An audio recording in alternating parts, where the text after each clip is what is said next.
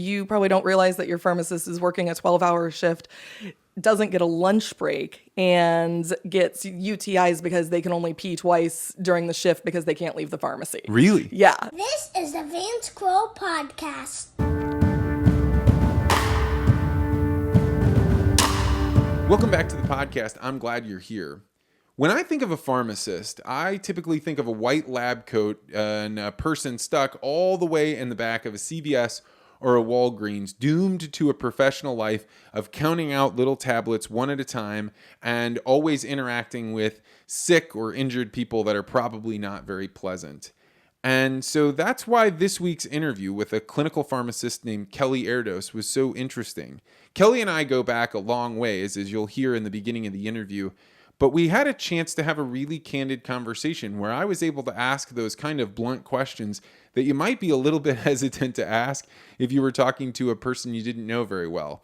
I asked her, why can't we just turn all pharmacists into robots if all they're doing is counting out medication? And why is it that it takes more than 10 minutes to fill my prescription? Then we go into other topics like what should a parent know about their child and being exposed to germs and medication. We talked about things like essential oils, and we even got into the benefits of CBD oil and cannabis in general. Kelly is a longtime friend, and you will tell very quickly that she has a gregarious and bubbly personality with a big laugh and an even bigger heart. I was really grateful that she was willing to sit down when they were here on a vacation getaway with our family, and we had a chance to talk about all the things that we did today. I really hope that you stay through the whole interview. It's an enjoyable one and one that opens up the world of pharmacists in a way that I had never thought of before. So, enjoy. Right.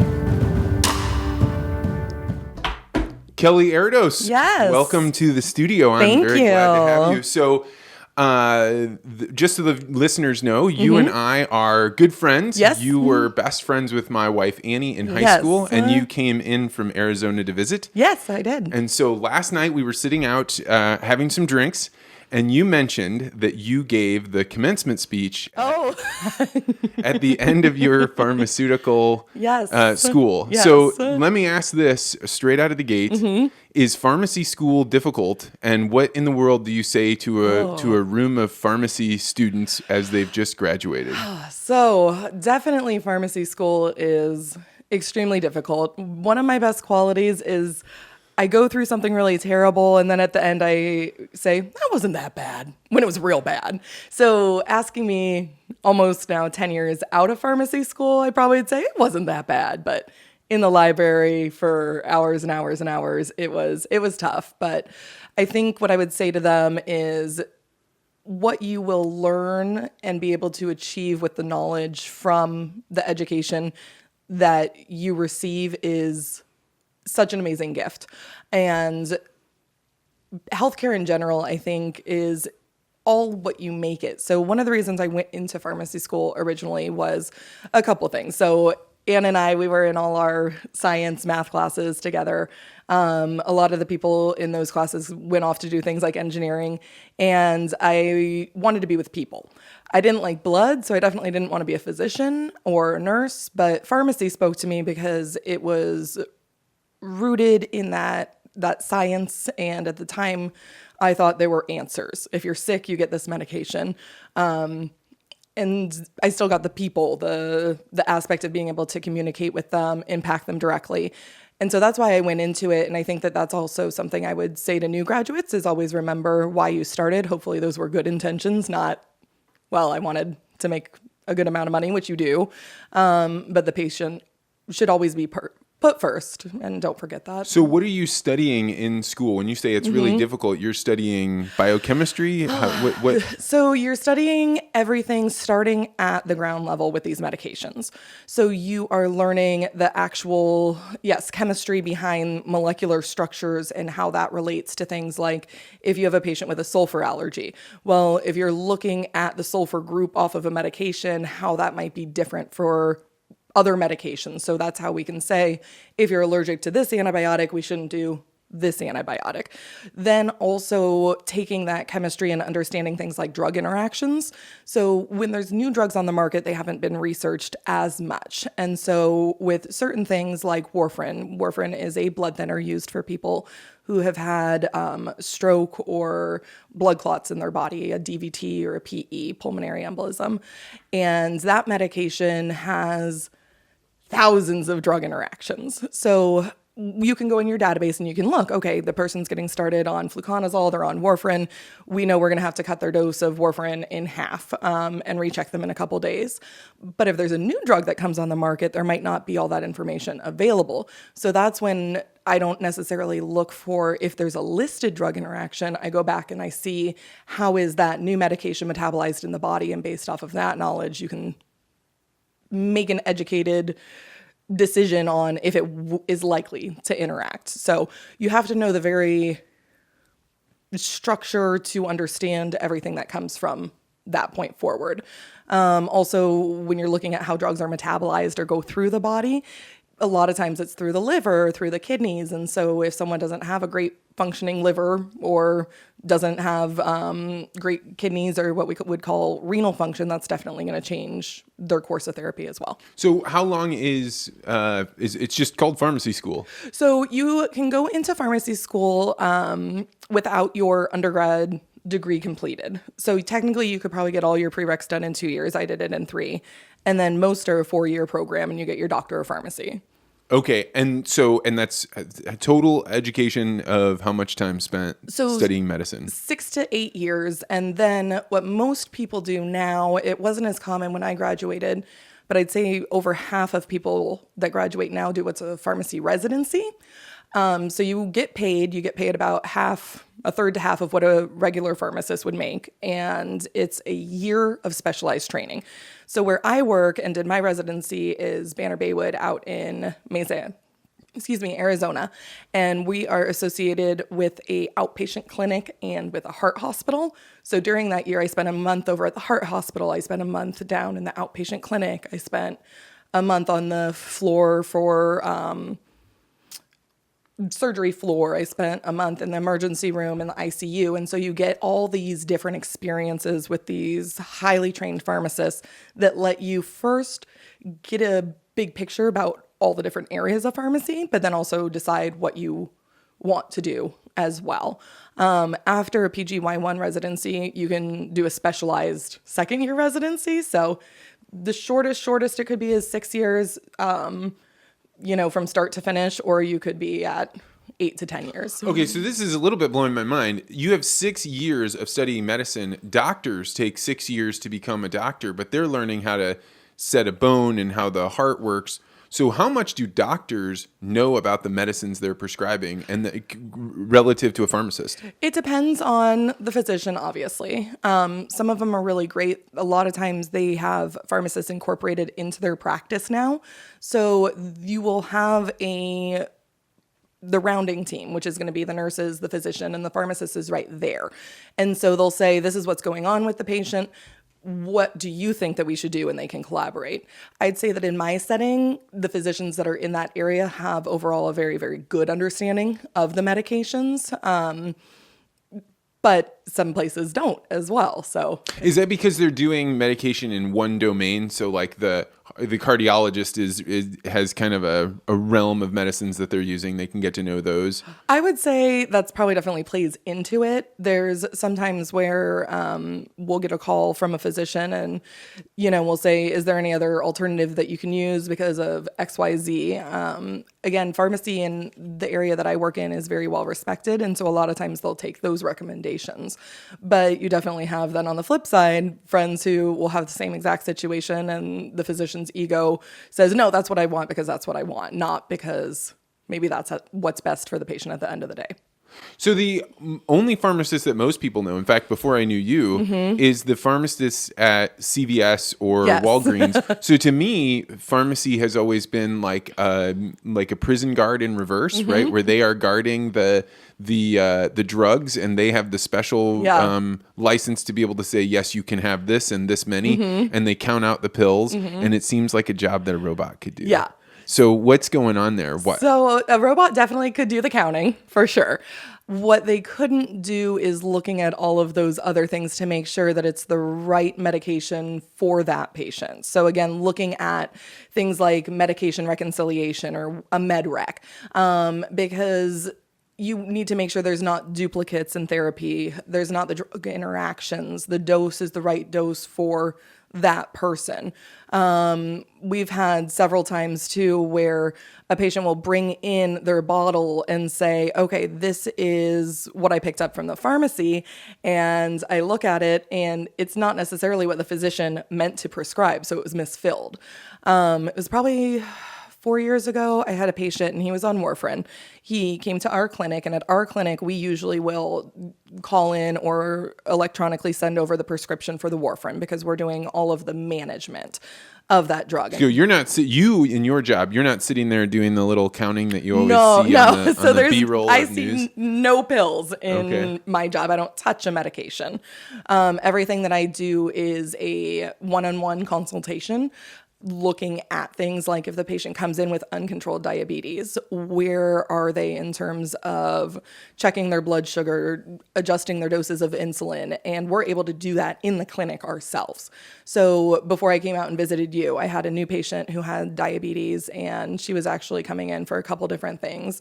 But for anyone listening out there who has diabetes, her A1C was 12.4. Your A1C is probably in the 4 to 5 range. It's a measure of how high your blood sugar is over a 3-month period. And so she's got very, very, very high blood sugars, and is on 2 different types of insulin. So we sat down and we went through and made adjustments with her insulin regimen that she's taking. And then I'll see her again on Monday, and she'll bring in those blood sugars and we'll look at it and make it another adjustment at that point. So this is interesting. This is like actually doing what I would have put in the parameters of what a doctor does. It's saying you can look at the test results, and as long as they're within we know this person needs to be on insulin, but in your pharmaceutical judgment, this is how much you should have or which specific type of insulin? Or Yes. And the pharmacist is also going to be looking at things like perfect world versus real world. This is something that I always tell our residents that come in. In the perfect world, I might want this insulin, this dosing, this testing. It doesn't matter what we want. It matters what's going to get done. And so there are... When you say what's going to get done, you mean like, is the patient going to take the pills they're supposed to take? Is the patient going to take it? Is the insurance going to cover it? And those are the big 2 things. Can they afford it? Is it covered by the insurance? And are they actually going to do it? So if I want someone to be taking insulin 3 times a day, but I know that it's going to be a struggle to do it 1 time a day, well, then let's do it 1 time a day, the best that we can, build that relationship and trust, and then throw in a second dose during the day. No kidding. This is mind-blowing to me that so you take into consideration whether or not they'll do it. Oh yeah, 100%. That's a flexibility or an aliveness to medicine that I didn't think of, because anytime I've ever been prescribed a medication, I had an antibiotic the other day, and it was take 2 pills 12 hours apart, and that's just what I did. And there was not the doctor didn't ask whether or not I thought I could do it. And antibiotics are going to fall in a little bit of a different category, but let's say you went and filled that prescription and for some reason it was going to be $400 to take. That's where the pharmacist should come in and say, okay, well, these are maybe some other cheaper options that if it's going to be nothing or this, what is this that we can get to? And so how much flexibility? So if I'm going back to the Walgreens CVS pharmacist, I come there with the prescription that says I need this particular medicine. What's their flexibility, or do they just fill that bottle?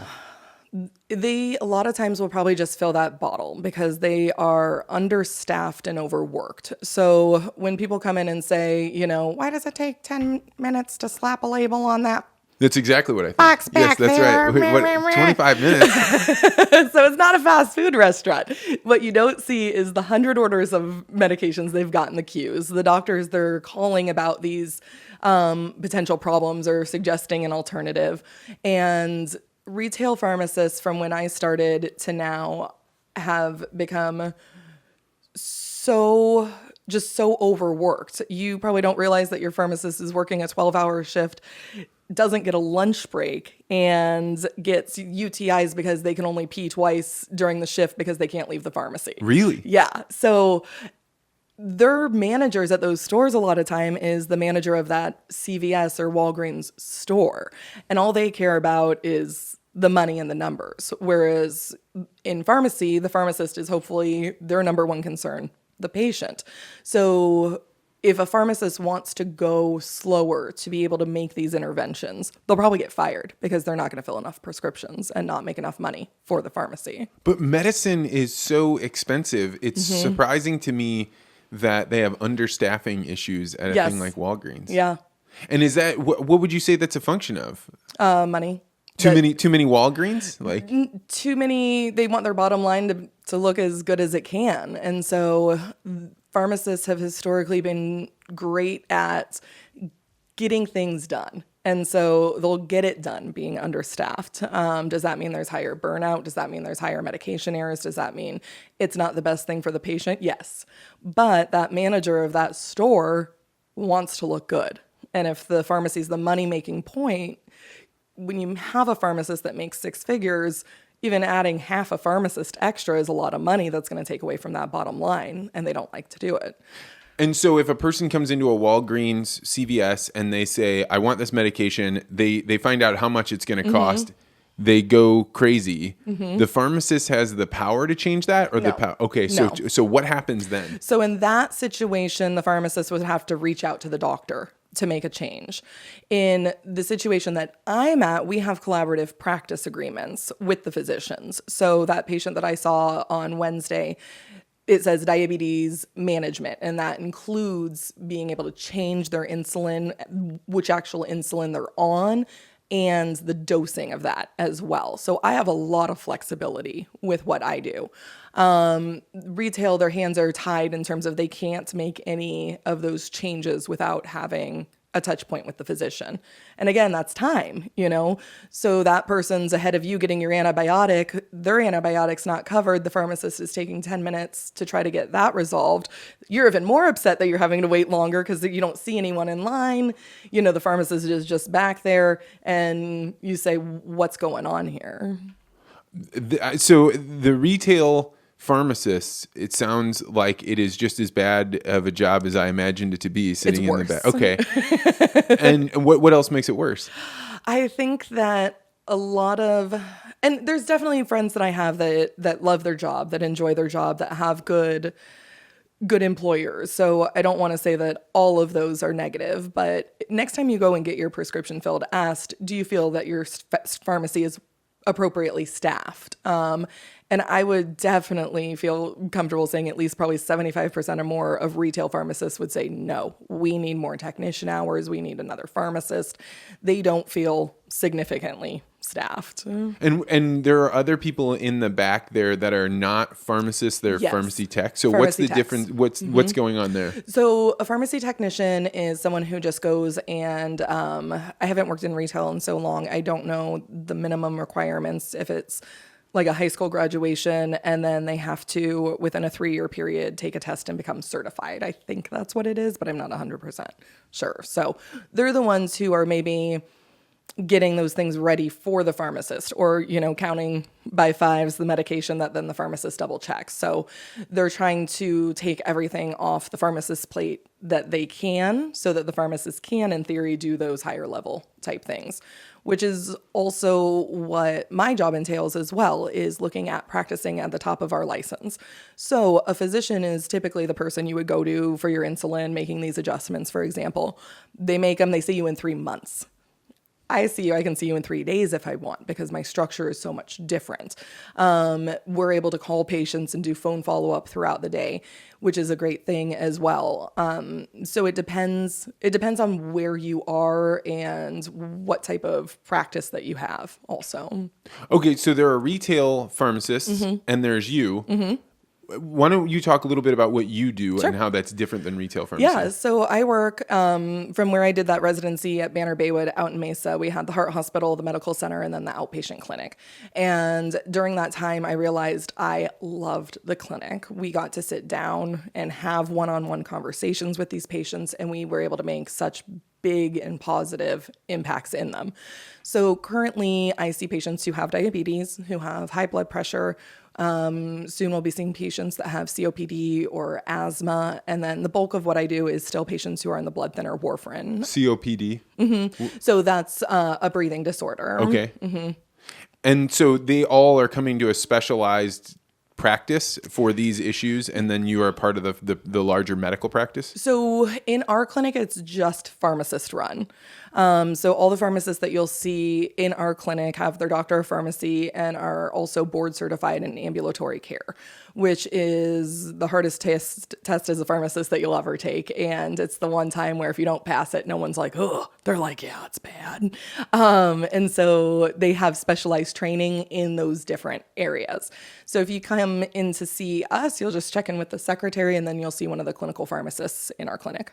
Okay, and so somebody comes in to see you for the first time. They've got a pile of medicine jars, and they're just being like, here you go? Sometimes they are. If they're coming there for general medication review or what we would call like a comprehensive medication review, they will come in with bottles that might fill half this table and say, help me.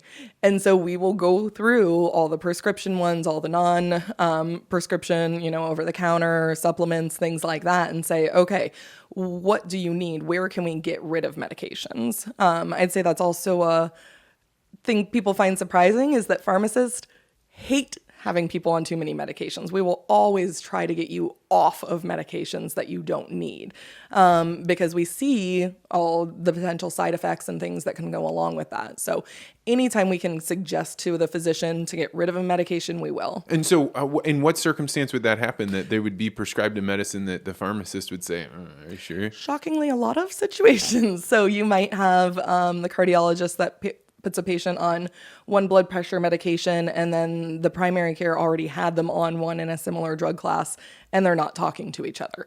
And the names of the medications are different, so the patient might not realize it. Maybe they even filled them at two different pharmacies, so the pharmacist might not know when they're filling it that they've got this other one already at home, and then the patient starts taking both of them. And so their blood pressure is then the opposite. It's going down way too low, things like that. You would think that wouldn't happen. Yes, that's exactly right. I'm thinking that precisely. You would think, how does that happen? It happens because you're at that cardiology's office. They're in a different practice. The patient, when they're filling out their paperwork, doesn't put all their medications on there because a lot of times patients will miss one or they just will say, oh, I don't know. I'll get back to you with that. They'll fill it at one pharmacy and then fill at another pharmacy. So those pharmacies are in different systems and they're not talking to each other.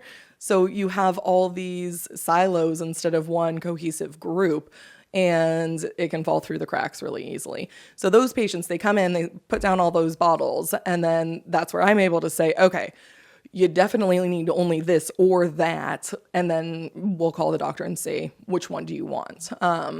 A lot of times with patients kind of self-medicating over the counters, herbal supplements, we'll see that as well.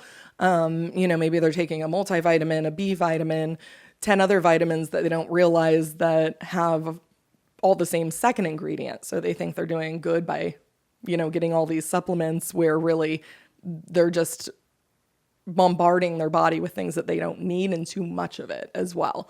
That's one thing that patients think if it's not a prescription, then it has to be safe, and that's 100% not true. Oh, we will definitely come back to that, but I want to stick with the part of people coming in, and so is when they come to you, are they scared? Is this something that somebody told them they needed to do? Like what's going on there? It has to be a referral either from a community provider or from the hospital itself. And to be honest, usually it's like clockwork. They come in and they have all their medications and say, I don't really understand what I am here for. And then by the end they say, I am so glad that I kept this appointment, even though I didn't know what we were going to be going on. So most of the time I'd say people are just very open when they come. We do have patients who, if it's that they just got out of the hospital, we do a lot of heart failure education as well. So if it's someone who just had a new diagnosis of heart failure or is coming to us right after a stroke, those patients are the ones that are scared. But overall, if they've made it to the appointment, they want to be there, even if they're not 100% sure what's going to be going on. So they go through this process with you, and they're saying these are all the medications. You get them done, and then they're out of there, or they come back multiple times? It depends. With those ones in particular, most of the time, then they're done. I give them my card, and usually I have kind of my standard phrase of, think of me as your personal pharmacist. If you have any questions, feel free to call. We can make an appointment for you to come back if you feel like you need to. But if I feel that everything's kind of wrapped up with a bow at that visit, then those ones won't come back. The diabetes patients, the heart failure, all those ones that we're dealing more instead of with just general medication review, we're looking at chronic disease states. Those are the ones that we'll follow up with. When I see these things sold at the pharmacy where they've got like Monday, Tuesday, Wednesday, I guess I'm a young person that doesn't need medications, but I see that they're getting bigger and that people need more and more medications. Yeah. What do you think of the volume of medications that people are on these days? Is it actually going up? It feels like it's going up. I would say I would agree with that. I think part of that is inherent in that people are living longer.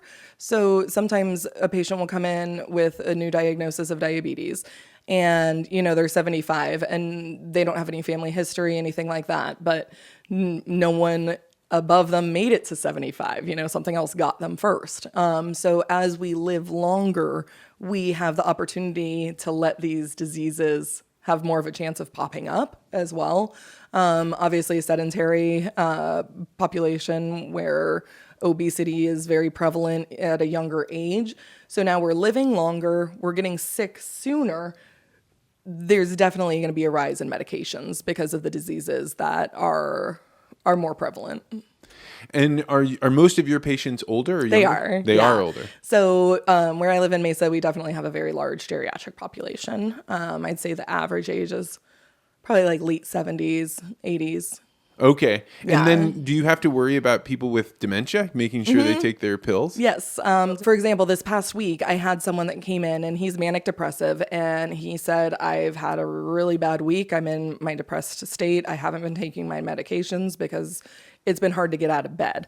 And so I said, okay, in the last 7 days, how many days do you think you did take your medication? And he said 2. So you have people with different diseases like dementia or mental health issues that are also going to affect them taking their medications as well. The pill box, I think, are the best for people who just don't remember. They take their medication in the morning, they do everything else that they were doing that day, and then it's, wait, did I take it? Or was that yesterday? Did I take it? I don't remember. And then they can look in the pill box and then they say, okay, I took it. It's one of those things where if your routine is the same every day, you can almost get those false memories, right. Yeah, I shut the garage door. Didn't I shut it? So you go back and you look and make sure it's down. Same thing with the pill box. You go back and you look and say, okay, yeah, good, I did take it. Mm-hmm. So you were talking about medical, like going through the different medicines and checking maybe people have double up on blood pressure. Do you also see patients that you're like, what are you doing on this medication? Sometimes. Usually it's not as, kind of, oh, wow, what the heck is going on here? A lot of times it's more the subtle things. Or you'll have a patient who comes in and they're describing certain symptoms of how they're feeling, and it's maybe possibly due to a medication, not a new disease or a new problem that's popping up. So always looking at that as well. If patients aren't responding well to a medication or if they are having the side effects, sometimes then you get another one to cover that up, So that's the cycle that we don't want is, okay, I need something that's going to make me feel good during the day, but then I can't fall asleep. So now I have to have something to help me fall asleep. And then now I'm groggy in the morning. So those vicious cycles, we don't want to see those as well. When one time my brother was going on a trip, and right before he went on the trip, for some reason he got some medication, and it said in big letters, do not take with alcohol. Yeah. And he was like, "Well, I'm going on a cruise. Yeah. I'm going to be drinking." How serious should people take those warnings on there? You know, in the setting of an interview like this, I would say always follow those instructions, as a pharmacist. Do what the label says. If we were having a beer tonight and you said, I'm on the last day of my antibiotics, like, is it okay if I drink this beer? I'd be like, yeah, have the beer. But as a professional, I would say no, follow the instructions and abstain from it.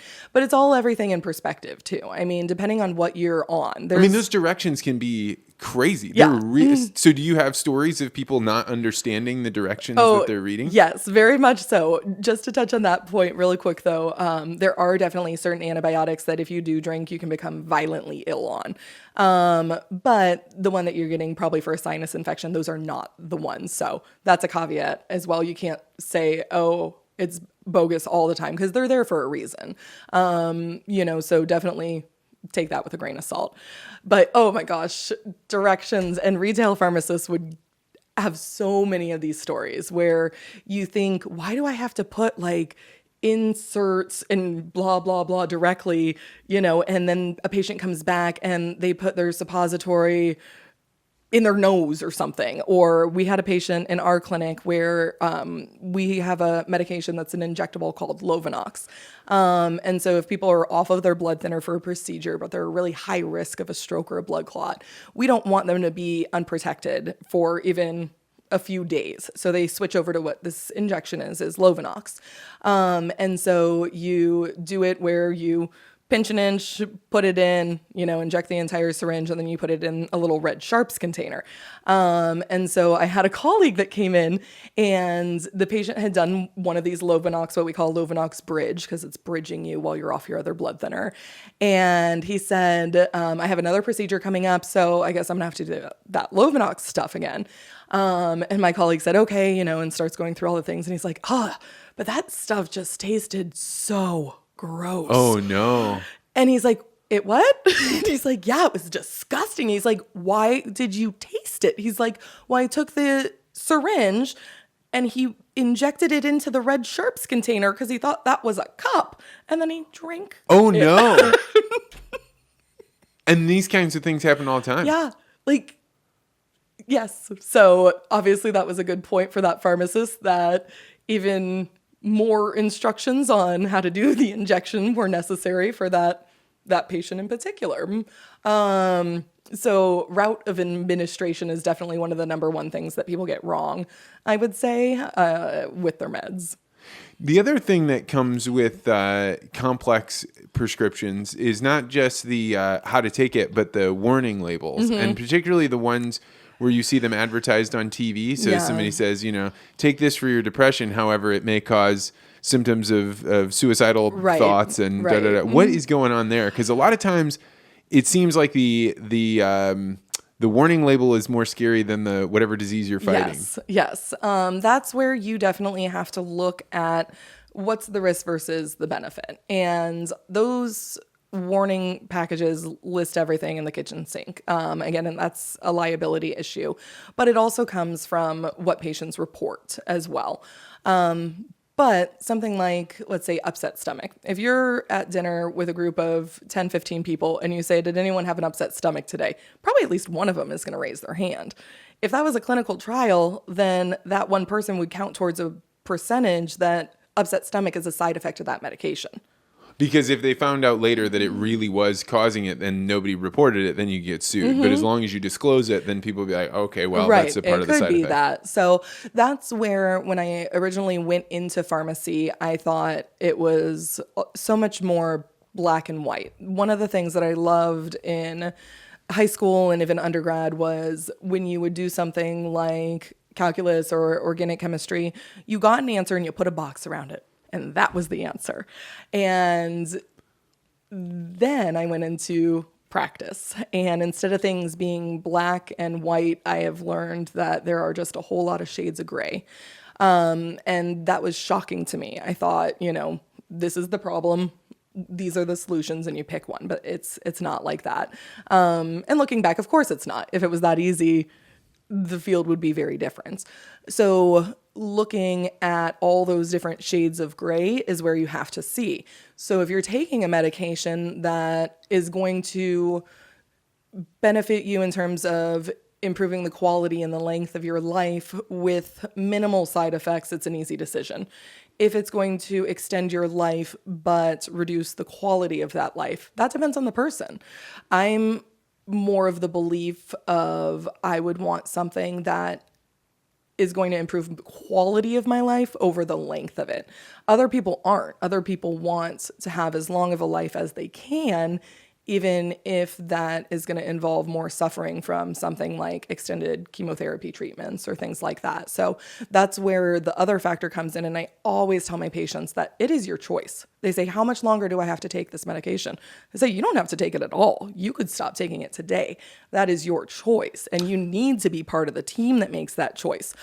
But your risk of stroke is going to go up by 35%. And is that a risk that you're willing to take? That's interesting because, I mean, you grow up when you're taking medicine as a child and there isn't a choice. Yeah. And so now I do have that strong sense. If a doctor prescribes something for me, not only do I have to take it, I have to take all of them. And if I didn't, then I'm bad and I'm contributing to antibiotic resistance and I'm a terrible person. Which that statement is true. So finish your antibiotics. You have those conversations with people Yes, all about the this time. is the side effect. So if you're feeling this nausea, the reason you're taking this medicine is because of X. You can get rid of this nausea feeling, but it may expose you to earlier death. Yeah, pretty much. So it's all looking at those things and putting them into perspective. Nausea for one person might not be that bad, or it might be debilitating for another person. So whatever that original medication is treating, that you're ending up with that side effect, that's up to the patient if it's worth it. What is it like spending so much time with the geriatric population where you are watching people extend their life, not necessarily the quality? What have you learned about the way you want to live that you wouldn't have if you hadn't been in the field? That's a really good question. I'd say that overall my patients give me so much perspective of what's to come in terms of they share their life experiences. They share how it is, to watch your child get older. They have all these really great insights that help me put things into perspective sometimes. I'm very much one that believes whatever is good for you might not be good for me. And so even if I have a patient that might make a different decision than what I would, as long as they have all the information to make that decision, that's my job. If that decision's different with the given information than I would make, that's their choice. How much do they ask you, what would you do in this situation? A lot. And Yeah. how does that feel? It feels good. I have a lot of patients that I've had for several years that have known me before I, had my 4-year-old child. And so they got to, see me through that whole process. And I would say that we have developed very good relationships. And it definitely feels good to not only be helping people, but have them tell you that. I also have a really great patient population who does tell me that, who says, the doctor gave me this new medication, but I knew I was seeing you tomorrow, so I didn't want to start it until we discussed it. So I feel like that is a very big honor to have, but it's something that I've also worked very hard for, that just didn't come with the job. That comes with what you put into it as well. I had a cardiologist on a few weeks ago, and he and I talked a little bit about the distance that you have with your patients, and he deeply cares for his patients, but you're describing really something very different than what he had. Do you ever find yourself getting in the position where you're like, damn it, just take your pills. Just take your pills. The thing that I tell to myself and the residents is you can't care more than the patient does about their own medication. So yes, it's very frustrating and it's very difficult to see people who have access to healthcare, have access to medication and just don't want to do it. Whereas there's other people who would love to have this decision to make, but they don't have those resources. And so for someone to willingly not take those things that would help them, that it's a very easy decision, can be frustrating, but you just can't care more than the person cares about themselves. Do you also then see patients that it's actually their child that you're helping manage, but they're not old enough? No. So with all of our protocols, it's 18 or older. And I'd say that my youngest patient is still probably late 20s. Okay. Yeah, which is very, very purposeful. That's something that I could not emotionally deal with a younger and pediatric population. It would be too hard emotionally for me. Really? Why? It's a lot easier to see an old person die. Whoa. Okay. That was bold. Yeah. So Because it just seems like the more natural part of life and the other one is more tragic. yeah. Interesting. And is that something you knew going in, or is it something you had to learn the hard way? No, I knew that going in. So I also I just like old people too. I mean, that's definitely was the initial draw probably. And then as, you lose patients, it's so difficult. And it's hard because you also become hardened. You can't let that consume you. You just have to focus on the good. One of the things that's very difficult in what we see is when the things go wrong, we don't see the thousands of times that we prevented a problem. We see the times that it didn't get prevented, and that can be hard. So you don't see the stroke that you prevented. You don't see, the progression of diabetes not leading to worsening neuropathy. You see them continuing to do well, but a lot of what I do is preventative. You're not going to be necessarily turning someone around. You're preventing those things. And so you always have to remind yourself of that as well. Because then when someone does pass away from their disease, that's what you focus on. It's like when you're in the room and everyone's clapping and one person boos, you stay up at night thinking about the one booer, right? The same thing, you don't see all the people who are clapping all the time for you or their health. And then you see the negative outcomes, which is going to happen. You can't have everything always go perfectly. Well, so you're also dealing with medicine that people need to stay alive tomorrow. So what is the high pressure part of your job? Is it always having, being able to pay attention and stay alert? What's going on there? I would say one of the things, fortunately, in the ambulatory setting is time is always on our side. So when I was doing my residency and we would be upstairs, everything there is acute. You have to figure it out right then. Downstairs, it is to a certain point, but if it was an emergency, they wouldn't be in the outpatient setting also, which is also a decision I made because I like that structure more. I think that not being too comfortable would be the biggest thing that I focus on in terms of even if you're doing something and maybe it's an easy task, not to get into that mindset of that it's easy and you don't pay as much attention. So just always trying to stay as sharp as you can. So speaking of staying as sharp as you Yes. can, my sister-in-law just had a child a little over a Nice. year ago, and so you see her heightened alertness and awareness at all times. Yeah. And I'm sure you, being a pharmacist, people probably have a lot of questions for you about like, what medication should I give my kids? What should I Yeah. be careful of? What is the thing that parents you see stressing a lot about that you'd be like, you know what, that you can just put that down. You don't need to be worried about that. Yeah, it's hard because have not in the pharmacy itself setting, but it's the friends that call and say, my daughter has a fever. How much, Tylenol or ibuprofen am I supposed to give her? There's definitely situations that you don't mess around with in terms of a child being ill. Infections that actually need antibiotics would be one of them. High fevers would be another one of them. But small things, What's a high fever? When you say a high fever, what's a high fever? I'd have to double check, but for me, I'd be like, it's 100, but not like that. I mean, like 102, 103, that's where Okay. you're starting to get concerned with a child. But again, geriatric pharmacist, so Right. put that little caveat in there. Certain things, though, that I would say just chill out is it's okay to be sick. It's okay to be have a cold, have a runny nose. Actually, your wife and I this morning were talking about it, and I said, you want your immune system to do something because if it doesn't, it can get bored and goes and causes trouble. That's what you don't want. An immune system that is not challenged has a greater risk of turning into an autoimmune disease. So let them eat a little dirt. Let them, go in that really dirty mall play center and don't freak out if they lick the slide. Like, yeah, it's disgusting, but germs are not bad. Oh, very interesting. And so you feel like you were pretty open with your daughter on letting her get into dirt and get into trouble? Like I have a very strange personality and I'm very organized. I'm, very orderly, clean.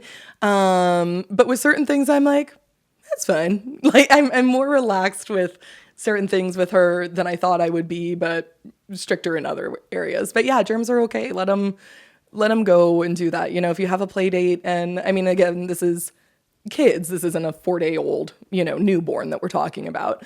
But if there's a play date between 2 4-year-olds and one of them has a little bit of a cough, I don't know, don't cancel the play date. It's okay to be exposed to those types of things, I think. Now, that being said, if your friend says, I think that they've got pink eye, well, okay, cancel that one. Hand, foot, and mouth, cancel that one. But just loosen up about some of those things as a parent. What do you there are a lot of parents now that are doing their own kind of pharmaceutical work for things like with things like essential oils. So as a pharmacist, what should people know about essential oils, and what do you think of them? So I would say remove that the parents are doing their own pharmaceutical work, because those are not pharmaceuticals, right? The essential oils, those are essential oils. For certain things, I think that they are great. Having a diffuser or that you use when you're doing something like meditation can enhance that. Enhance it in the sense that it gives you a physical sensation that you like, a smell that you like, something like that. I'm a firm believer in, if it works, go for it. Before they had all the clinical regulations, they would literally in medicine have studies where they would do knee surgery. Half the group got knee surgery for real and the other half didn't. And they told the patients, you might have or you might not have. Now would be considered unethical. But at that time, they saw similar rates of improvement in certain subgroups. And so that person got better because either they were going to naturally or because they thought the surgery fixed what they had. So I think that the mind is very, very powerful. And your mind plays a part in your health.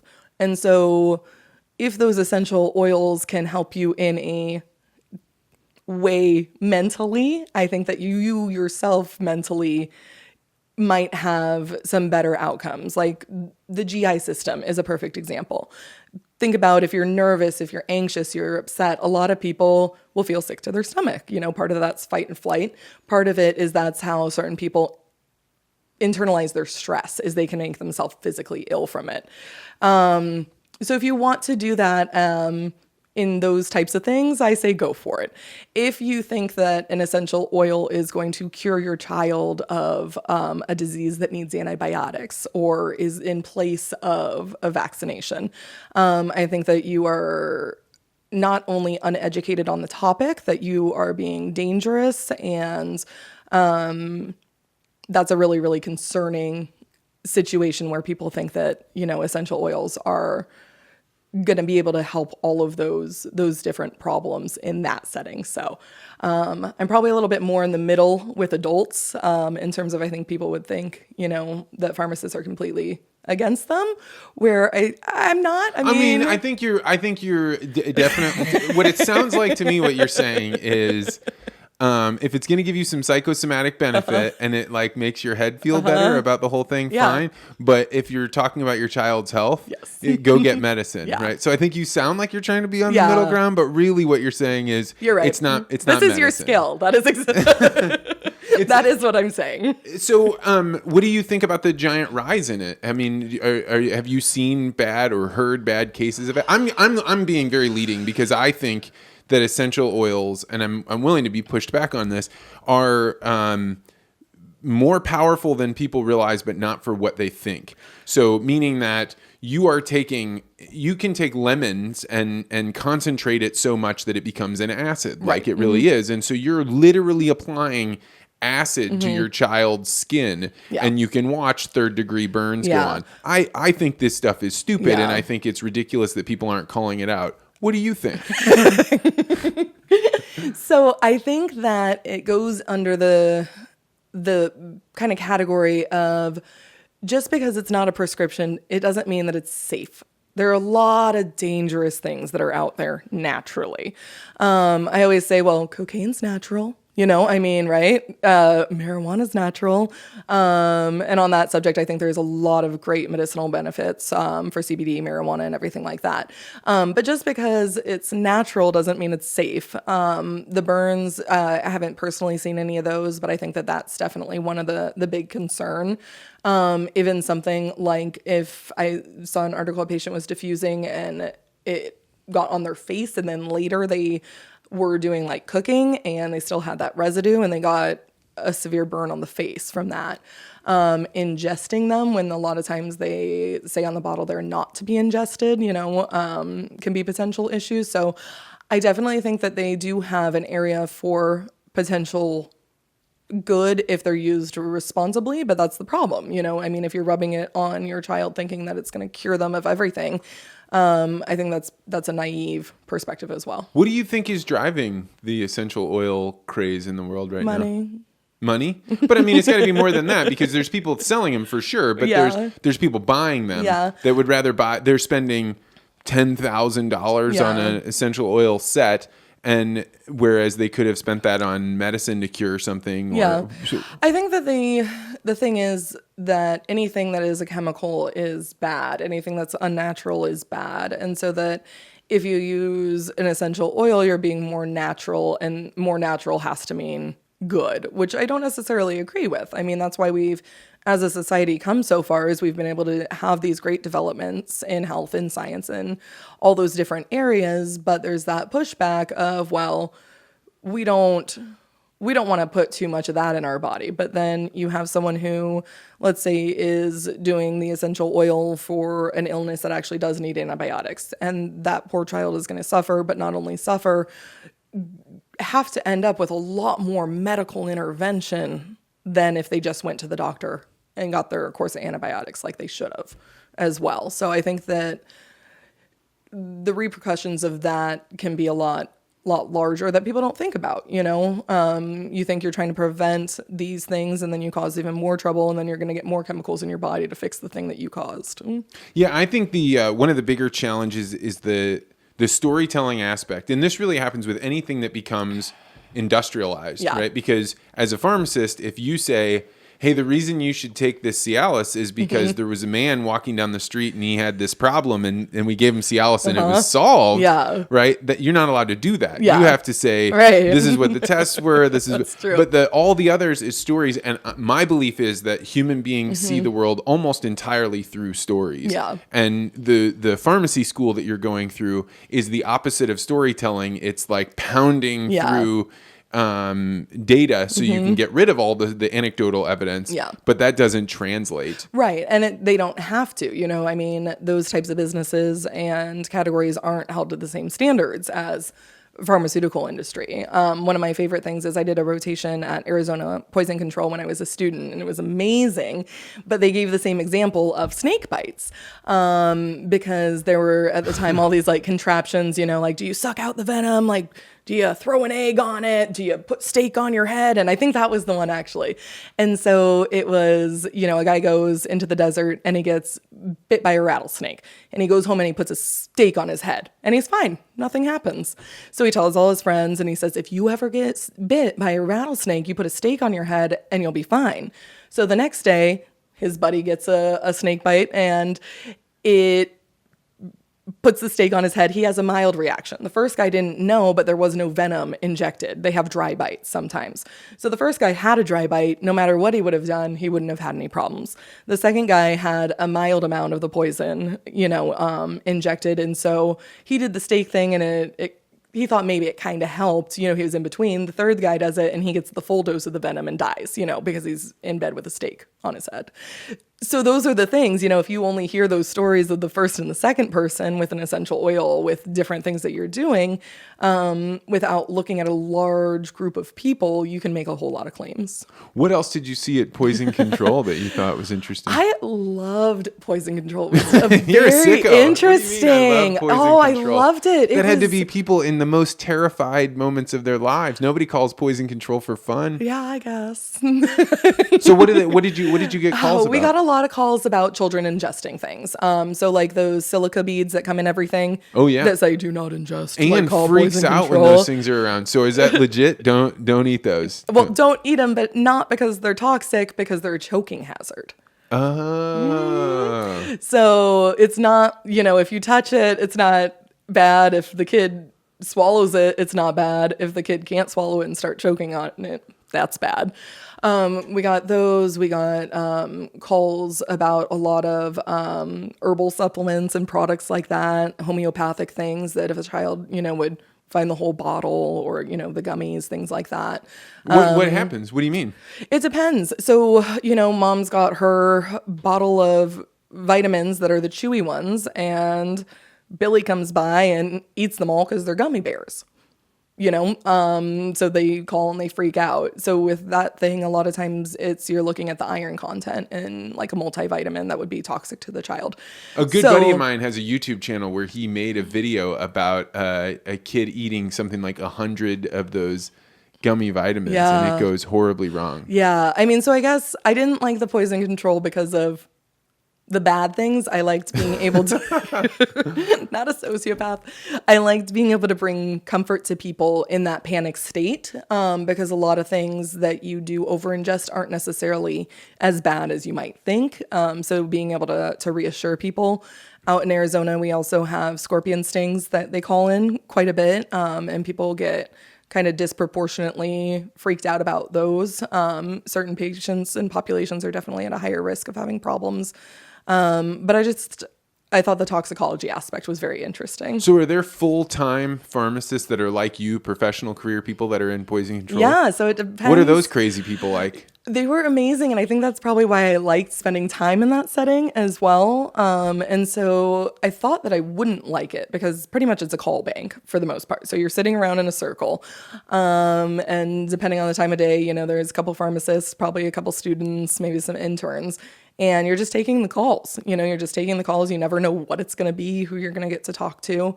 But they were a really, really great group of people. So in Arizona, in Tucson, it's run by Pharmacist. But then in the Phoenix area, I believe it's run by nurses. Interesting. Mm-hmm. And you're just waiting for people to call. Yeah. For like, my child drank a bunch of Windex. Yeah. What should I do now? Yeah. Interesting. So another area you didn't know that pharmacy was involved in, right? No, I had no idea who was staffing those banks. Yeah.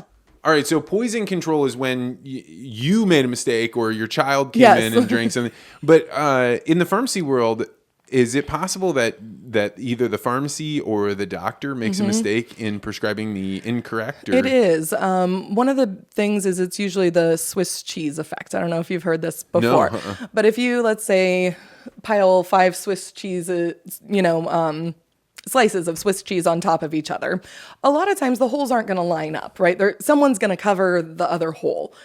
In the Swiss cheese effect, all those holes line up perfectly. No one caught it. So, for example, I had a patient, this was probably 4 or 5 years ago, that he came to us for his warfarin management. He had a history of blood clots. And warfarin is the blood thinner that you're talking about earlier? Okay. Yeah. He's a real smart guy, engineer, and very on top of his health and his medication. So at the time, he was on a dose of 4 milligrams a day of the warfarin. Something happened where usually they call us and we call in a prescription for them, but his pharmacy contacted his primary care doctor and they sent over a prescription. It was a prescription for 2 milligrams instead of the 4 milligrams that he was taking, so half the dose. The patient goes, picks up the prescription, and on the label it says this medication may look different. It might be a different shape or size. We've changed manufacturers. So the patient gets the medication home. He says, well, it looks different. Oh, but they told me it was going to look different. It's fine. He takes that for 2 or 3 weeks and he ends up with a massive blood clot because he's on half the dose of what he should be. So that's all those little holes lining up. Good Lord. And those things happen, again, a lot more often than you would think or hope. Thankfully, we've gone towards electronic prescribing for most things, but I'm in a Facebook group of pharmacists, and sometimes without patient information, they'll post the writing of the prescription. And it's like you're playing detective. That's the other thing. And, why is it take so what is long? going on with that? Why those things actually look like they are fake. There's right?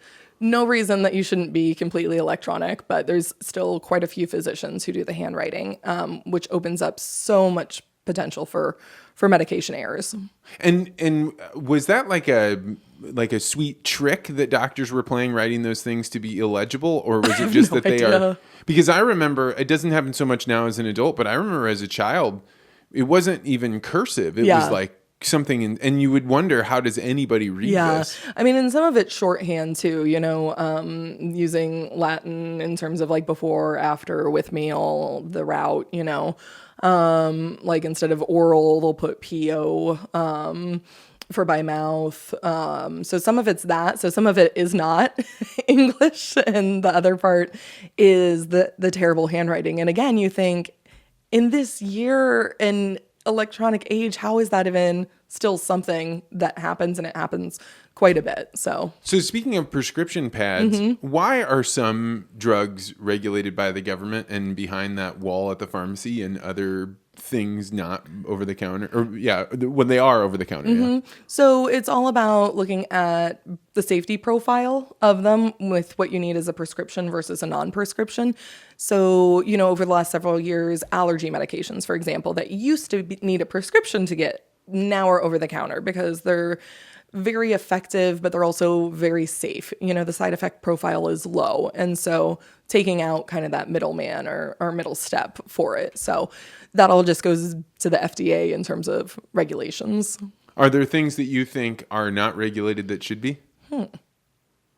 Probably the reverse, like that there's probably a lot of things that don't need to be regulated than do. I'd have to think about that one. Yeah, so I'm hyper allergic to poison ivy, and I've had to get prednisone. I know. I mean, that one actually you have to be a little bit careful because you have to step off of it. So maybe that's not a great example. I would never suggest that to be one that was over the counter. But along that thought process with certain medications, there are ones that potentially could be, or even things like birth control, making birth control more available.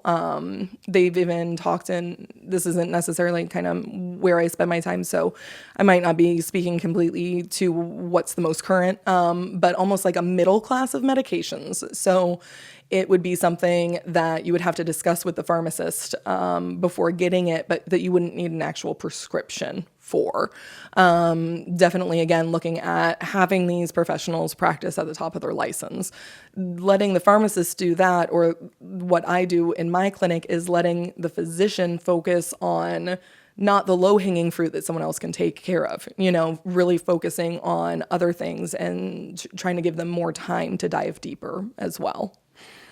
When I was preparing for this interview, I went to Reddit, and there's a whole subreddit called the Pharmacy subreddit. I don't know if you know about this. And I posted that I was going to do this interview, and I said, are there any good questions? Yeah. And one of the ones that got upvoted was, do you have any medicine reconciliation stories that are funny?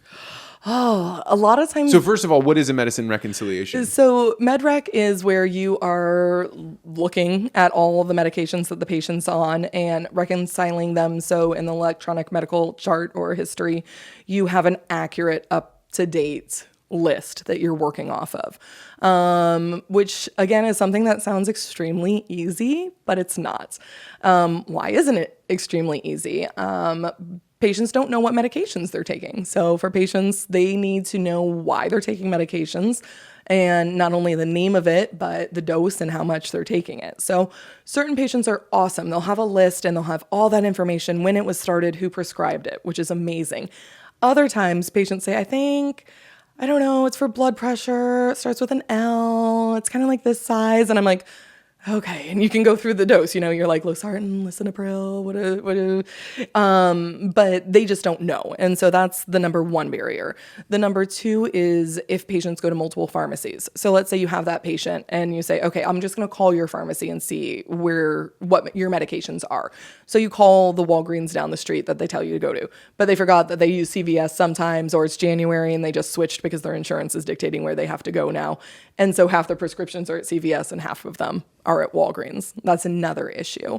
Also, just the time barrier, if these patients are coming in through like our emergency room, it's tricky because if it is a true emergency, they're going to want to get them to wherever they're going. You might not have the time to extract that information for them. But I would say that no matter what area of pharmacy you are in, that MedRec is a problem, and it's definitely time consuming and a pain. And that's probably why, if it was Pharmacist who put that on there, is that no one likes doing, or I would think no one likes doing MedRec, but yeah, it's something that we have to deal with. And do patients like raise their hand and say, hey, I'm on a bunch of meds. Can I have this checked out? Is that what happens? In certain areas, probably, definitely in my area, because that's what we're there to be able to help them with. Who helps people with medicine if they don't have somebody like you or a clinic like you to access? A lot of times no one, which is extremely sad, to see. Patients are their own advocates, and, I'll have people that come in and say, this office hasn't called me back. I'm not sure if I'm supposed to be doing this. I don't know when my surgery is going to be. And I'm like, you shouldn't have to be the one that's coordinating all these things. But again, real world versus perfect world. We live in the real world. In the real world, you wouldn't have to be the one who calls your doctor to remind them about setting up an exam, getting your lab results, getting your refills in. But you have to. And if you're not your own advocate, you're going to fall through the cracks at some point.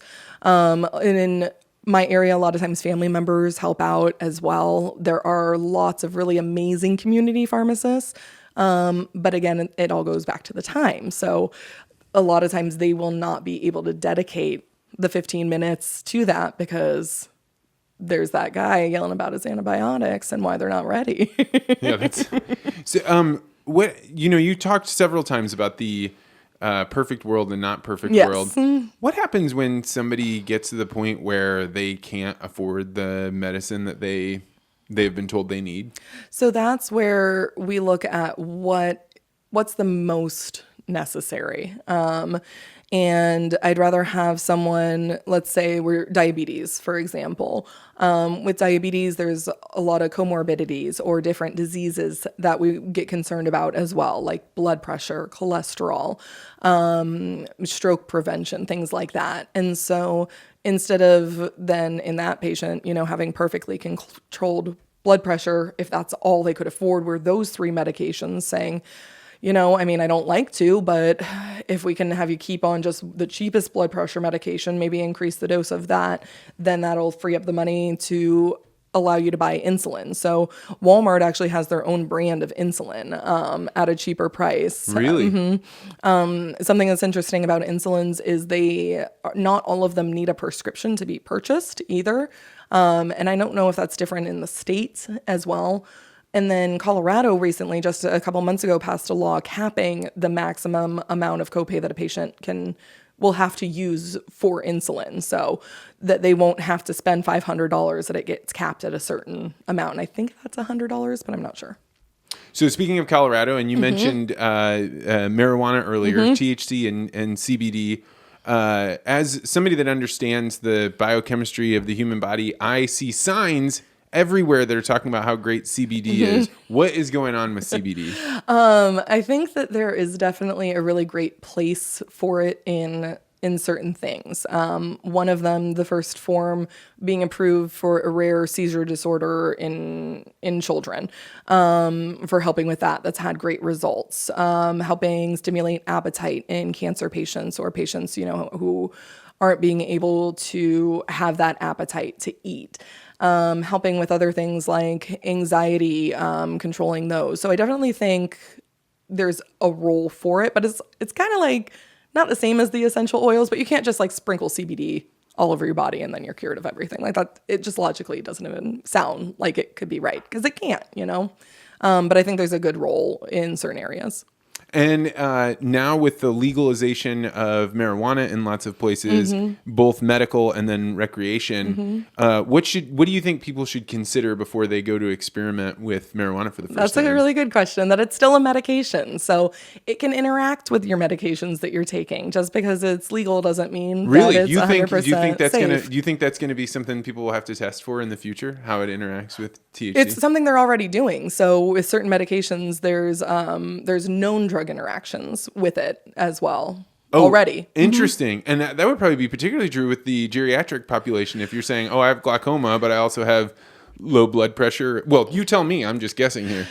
There's just so many different medications that are out there. So you're looking at, in terms of drug interactions, what is the interaction going to be? Could it be something additive? So let's say someone's on a mood medication, and then with medical marijuana, that can be mood altering as well. So is it on that level?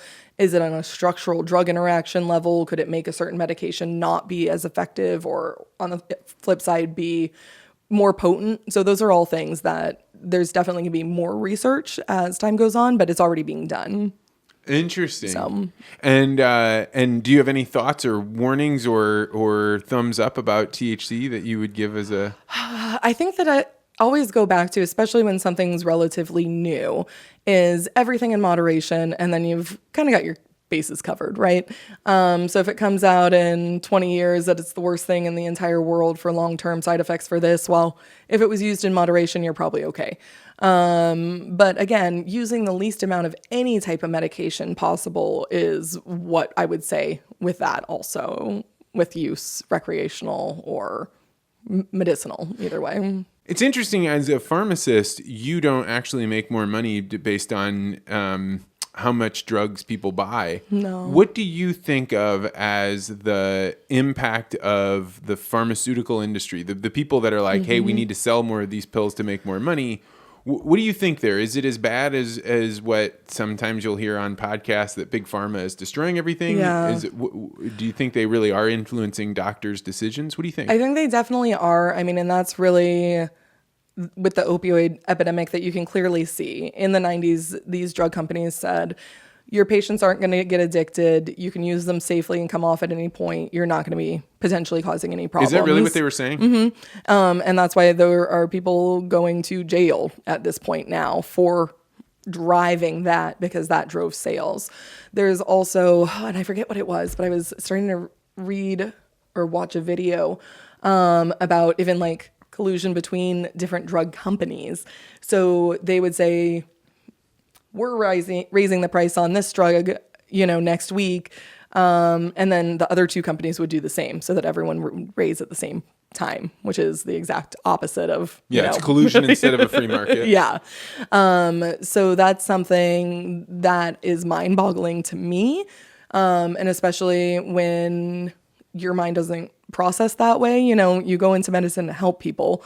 And obviously there's the financial aspect with anything. But I think it's absolutely ridiculous. The EpiPen is a good example, again, a few years back, where they gouge the price of that so much. I mean, that is a life-saving medication. That is not something to mess around with, so you can have another cruise on your yacht. And do you think the prices of drugs will come down over time, or you think that's because that was another thing that I got asked when I put it on Facebook and I was going to do this interview. People were asking about the price of drugs. Yeah. It seemed to me to be the implication that they're getting more expensive. Are they getting more expensive, and do you think they will continue to be that way? I'm not sure. And in my setting, I don't always see all the different medications, to speak to price. I wouldn't be as well informed with that. On the flip side is it costs so much money to get these drugs developed as well. And so I think that there's both sides of that coin, of how much money and time goes into making it that they do need to recoup to be able to keep going and finding new medications. And also when you look at, you can start with however many new drugs, again, I'm not exactly sure numbers, but 20 new drugs, only one of them is going to make it to market. But you still have to spend all the money along the way, seeing why the other 19 didn't. With that, I do think, though, in general, there's been a lot more attention brought to this subject, and understanding that the price increases is not just because of that research and development. It's because of the people at the top wanting more money, and people really looking into that more. And I think that is definitely something that is going to be more regulated as we go forward, looking at Yeah, costs. it's tough because you don't want to knock the price incentive out for people to take chances and to discover new things. But at the same time, it feels as though you're holding something above people and saying you can't have this unless you pay, which is a tough one. It's very it's difficult. the darker side of the capital markets. So this has been great, and actually we would stay for a very long time and talk, but we have lunch plans. Yes. But before we go to lunch plans, one of the other questions that somebody asked on Reddit was, what should somebody know about their pharmacist before trusting whether or not their advice is good or bad or, That is a really, really great question. I would think that the pharmacist is really one of the healthcare professionals you have the potential to spend the most time with. And so I would observe them, see, how they're interacting with other patients. I would, in the area, not necessarily just go to the pharmacy closest to you, go around, ask something about an over-the-counter medication and see how that pharmacist responds. You can say, my allergies are really acting up right now. Can you recommend something? And see how they handle that type of question. Do they say, oh, just take Allegra, it's down that aisle? Or do they ask you, how long has it been going on? Is it get better or worse with anything? Have you taken anything in the past? Those are the types of questions that a good pharmacist should be asking. I would also want to know how long they were a pharmacist for. I always think with my own healthcare providers, I try to balance that they're enough out of school so they're experienced, but they're not too far out of school that they're not keeping up with the current literature. So I think that is a great question to know as well. And you can probably just see from their pharmacy license in the back of the pharmacy also. And then also someone that you feel comfortable with. You want to be able to have an open conversation with your pharmacist. So you do want to find someone that you enjoy and that you find is reliable as well. And again, back to the thing and pick one pharmacy and stick to it. You need to stay in one spot so that pharmacist really can own that medication list and know what's going on with you altogether. And if you decide, you move or what should you do to make sure that the pharmacy that you're going to now is fully aware? Yeah, so there's a couple things. They can just transfer all of your prescriptions over to that pharmacy. Or, depending on if you're moving out of state or something like that, you're going to probably find another healthcare provider who might just call in your new prescriptions to the pharmacy as well. So that's probably a little bit easier. You just don't want to have active prescriptions at multiple pharmacies. Thank you so much for stopping by. You're I know welcome. I'm getting text messages about going to lunch. Yes, so I'm getting hungry, but wait, I have a present for you. Oh gosh. You had mentioned this. So we can add it to your bookshelf for a crow. I like this. This is very good. Yeah, we can place that right up here. It technically might be a raven, my husband said, but the intent... Your husband is a man that knows details. He's a very detail-oriented guy. But I thought it was a nice little thing to bring to you for having me on your awesome podcast. I love it. Thank you. Well, it will remain there. Thank you very much. Thanks, Thanks fans. for coming.